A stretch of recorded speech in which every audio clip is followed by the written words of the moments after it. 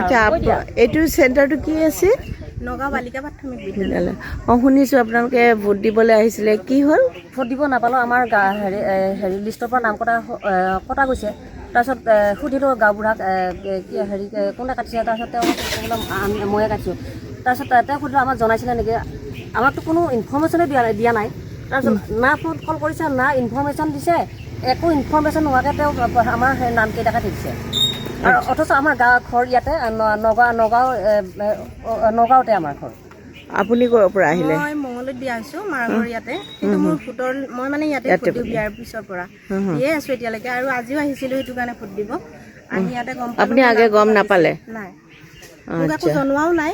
তাৰপিছত তেওঁ কেতিয়া সোধোতে তেওঁ কৈছে বিয়ে দিয়া ছোৱালী যে সেইকাৰণে কাটি দিছোঁ এনেকৈ বুলি কৈছে। কিয় জনাব লাগে? আচ্ছা, আৰু আপোনাৰ? হয়, মোৰ চেণ্টাৰৰ পৰা 500 মিটাৰমান পিছত ঘৰ, 500 মিটাৰমান হয় মোৰ মেইন ঘৰলৈকে। হয়, ঘৰৰ পৰা মই অলপমান মানে একে গাঁৱতে আছোঁ, আমি নগাঁও গাঁৱে হয়। একে গাঁৱতে থকাৰ পিছত তেওঁ নামটো আমাক নোকোৱাকৈ কাটি দিছে। তেতিয়া আমি যোৱাকালি ভোটাৰ শ্লিপ বিচাৰি আহিছিলোঁ, আগতে তেখেতে কৈছে তহঁতৰ নাম কাটি দিছোঁ, কিয় বোলে কৈছে তোমালোকে ঘৰতে নাথাকা এনেকুৱা কৈছে। তেতিয়া আমি ক'লোঁ আমিতো বাহিৰৰ চাইডত থাকোঁ আৰু আমি প্ৰায় সপ্তাহত অহা যোৱা চলিয়ে থাকা আমাৰ। গতিকে আহি থকাৰ পিছত তেওঁ যিহেতু আমি একো খবৰ দিয়া নাই, নিদিয়াৰ পিছত তেখেতক আমি সুধিলোঁ, তেখেতে বহুত ৰাফমুদত কৈছে তাৰমানে। তাৰপিছত আমিতো আমাক BLO বিলাকক অৰ্ডাৰ দিছে বোলে, যিবিলাক চিক্ৰেট ভোটাৰ আছে তেওঁলোকৰ বোলে নামবিলাক কাটি দিব দিছে। তেতিয়া আমি ক'লোঁ যে আপোনাৰ ওচৰত কিবা সেনেকুৱা গাইডলাইন আছে নেকি, যিবিলাক চিক্ৰেট ভোটাৰ আছে তেওঁলোকৰ নামবিলাক কাটি দিব দিয়ে কিবা গাইডলাইন আছে নেকি? তেতিয়া তেখেতে কৈছে আমাৰ কি হয় গাইডলাইন লৈ ফুৰিম তহঁতৰ কাৰণে, এনেকৈ আমাক মানে বহুত ৰাফ ইউজত কৰি কৈছে।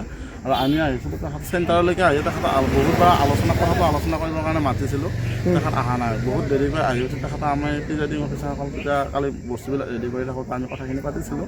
পাতোঁতে তেখেতে আমাক কৈছে কি বেলতবি আমি নাম কাটি দিলোঁ এনেকৈ কৈছে। তাৰপিছতো মই ফোনত এবাৰ তেখেতক কৈছিলোঁ, যিহেতু তেখেত আমাতকৈ অকণমান ডাঙৰ, বহুত বেছি ডাঙৰো নহয়। তেখেতক কৈছিলোঁ বোলে কিবা আলোচনা কৰি দিব পাৰি নেকি ভোটৰ ব্যৱস্থা। লাখ লাখ মানুহৰ ভিতৰত 2টা মানুহ ভোট নিদিলে একো নহয় এনেকৈ কৈ দিছে। আচ্ছা, আপোনালোক একে ঘৰৰ নেকি? নহয়, বেলেগ বেলেগ। আচ্ছা, তেওঁ এজন চৰকাৰী বিষয়া, তেখেতে যদি ভোট দিব নালাগে বুলি কয় কি ধৰণৰ কথা? তেওঁ মানুহখিনি মটিভেশ্যন কৰিব লাগিছিল, বোলে ভোটদানৰ অধিকাৰটো এটা মানে হেৰি অধিকাৰ, আমাৰ মৌলিক অধিকাৰ। গতিকে সকলোৱে ভোটদান কৰিব লাগে বুলি ক'ব লাগিছিল, মটিভেশ্যন কৰিব লাগিছিল। কিন্তু তাৰ বিপৰীতে তেওঁ কৈছে ভোট নিদিলেও একো নহয়। এতিয়া এই চেণ্টাৰত কিমানটা মানুহৰ ভোট নাই?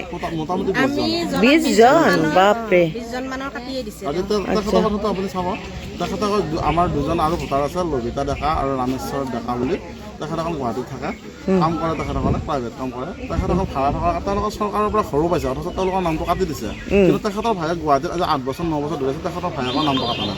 তেতিয়া মই প্ৰশ্ন কৰিছিলোঁ কিয় কাটা নাই, তেতিয়া কৈছে যে সি গুৱাহাটীত ভাড়া থাকে, এওঁলোকো গুৱাহাটীত ভাড়া থাকে, চৰকাৰৰ পৰা ঘৰ পাইছে, ঘৰ বনাই পেলাই তেওঁলোকে ইয়াতে থৈছে, ল'ৰা ছোৱালী পঢ়োৱাৰ ক্ষেত্ৰত আৰু কামৰ ক্ষেত্ৰত তেওঁলোকে গুৱাহাটীত। ঠিক আছে। আৰু হেৰি কাটিছে আচলতে ইণ্টেনশ্যনে। আৰু মানে এইটো বস্তু আপোনাৰ গাঁওবুঢ়াজনৰ বিষয়ে আমি আৰু এটা কথা ক'ব বিচাৰিছোঁ। ইয়াৰ আগতো আমাৰ গাঁৱত এটা সৰু ঘটনা হৈছিল, মানে এজন ল'ৰাই প্ৰাপ্তবয়স্ক ছোৱালী এজনী পলুৱাই আনিছিল। আচ্ছা, ঘৰৰ মানুহে গালি পাৰিব বুলি তেখেতে বাহিৰে কোৰ্টত উকিলৰ হতুৱাই মানে টেম্পৰাৰী কোৰ্ট মেজিষ্ট্ৰেটৰ কাগজ এখন কৰিলে। তাত 3জন গাঁওবুঢ়া বহি থকাৰ পিছত তেখেতে সেই গাঁওবুঢ়া কাগজখন দলিয়াই পেলাই এই তহঁতে যদি চব কৰিব পাৰা মই কিয় ইয়াতে বহি আছোঁ বুলি বেয়া শব্দ কৰি পেলাই তাৰ পৰা ওলাই আহিছে। তেখেতৰ মানে ব্যৱহাৰবিলাক সেনেকুৱা। আচ্ছা, তেখেত কোন হয়? ইয়াৰে গাঁওবুঢ়া কোন হয়? জ্যোতি কাকতি। আচ্ছা, হ'ব বাৰু। মুঠতে এতিয়া এই চেণ্টাৰত 12-20টা মানুহ। আচ্ছা, আপুনি দিব পালে? মোৰ এই ছোৱালীৰ কাৰণে আহিছিলা? আচ্ছা, অ'কে, ঠিক আছে, হ'ব। হৈছে বাৰু। হয়, নাই গণতন্ত্ৰ বেয়া লাগিছে যে ভোটদানটো মৌলিক অধিকাৰ, ইয়াৰ পৰা বঞ্চিত কৰাৰ কাৰণে আমাৰ বহুত বেয়া লাগিছে। তেখেতৰ ভোটাৰ লিষ্টৰ পৰা নামটো কাটিছে, এতিয়া আমিতো তাৰ কাৰণে আমি বিৰোধী হৈয়ে গ'লো। কালিলৈকে আমাৰ এখন গাঁৱৰ পৰা চাৰ্টিফিকেট লাগিলে কি হ'ব? মোৰ বয়সটো গুচি গ'ল, এওঁলোকৰ যিজন ল'ৰা আছে তেখেতে এতিয়া এক্সাম দিব লাগিব, কিবা লাগিব, এখন চাৰ্টিফিকেট লাগিলে তেওঁ ক'ৰ পৰা পাব? সেই ব্যৱস্থাটো লাগিব নহয়। বস্তুখিনি আমাক উচিত বিচাৰ কৰি দিব লাগে আৰু সেইটোৱে। এই ক্ষেত্ৰত তাৰমানে BLO প্ৰধান দায়িত্ব। এতিয়া ধৰক ক'ৰবাৰ এখন বেলেগ গাঁৱৰ পৰা এইখন গাঁৱলৈ যেতিয়া আহিব, তেতিয়া যি গাঁৱৰ পৰা আহিলে তেখেতক আমি পুনৰতে জনাব লাগিব যে আপুনি ইয়াতে থাকিব নে সেই তাতে উঠাব, কোনটো কৰে আপুনি এটা মতামত দাঙি ধৰক। আৰু যদি তাতে নাযায়, ইয়াতে থাকে, সেইটো আপুনি ক'ব লাগিব। আৰু যদি যায় তেতিয়াহ'লে মই সেইগৰাকী BLOক মই কথাটো জনাম, কিন্তু আপুনি মোৰ লগত পৰামৰ্শটো ল'ব লাগিব। এই ধৰণে তাৰমানে আমাৰ কামখিনি চলে। BLOৰ কামখিনি। 15জন ভোটাৰৰ ক্ষেত্ৰত কি হ'ব? এই 15জন ভোটাৰৰ ক্ষেত্ৰত আচলতে এইটো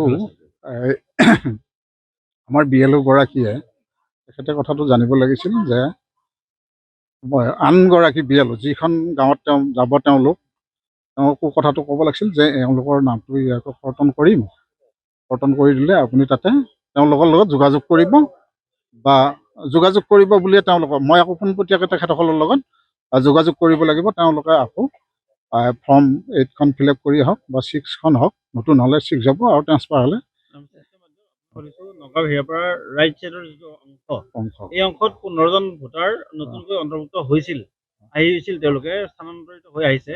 তেওঁলোকৰ নামকেইটা আজি নাহিলে আপুনি নামকেইটা আমি নুঠোৱা কাৰণটো হ'ল কি তেওঁলোক মানে একেবাৰে নিকটৱৰ্তী গাঁৱৰ, তাৰমানে একেবাৰে ৰাস্তাটো ইফাল সিফাল, গতিকে তেওঁ সেইটো ৱাৰ্ডৰ পৰা এইটো ৱাৰ্ডলৈকে আহিল যেতিয়াই তেখেতসকলৰ সুবিধা মতে তেখেতসকলে আহিব পাৰে। সেইকাৰণে আমাৰ যোগাযোগ কৰা নাযায় আৰু তেখেতসকলে যে ভাবিব যে গোটেই আমাৰ ঠিকনাখিনি যেতিয়া সলামে, গতিকে 2-4 দিন আমি ইয়াতে থাকি লওঁ, লৈ আমি সলাম, সেইটো তেওঁলোকে চিন্তা কৰিব পাৰে। কিন্তু তেওঁ কথাটো আমি জনাব লাগিব। এই ক্ষেত্ৰত আপোনালোকৰ যোগাযোগ হৈছিল নে নাই? আপোনালোকে যোগাযোগ কৰিছিল? আমাৰ লগত পোনপটীয়াকৈ যোগাযোগ তেখেতসকলক BLO হিচাপে চাৰ্ভে কৰোঁতে পাইছিল? চাৰ্ভে কৰোঁতে তেওঁলোকক আমি 2 ঘৰ পাইছোঁ। 2 ঘৰক আমি কৈছোঁ যদি ট্ৰান্সফাৰ হৈ আহা তেতিয়াহ'লে অনলাইনটো কৰি দিবা, কৰি উঠি মোক খবৰটো দিবা।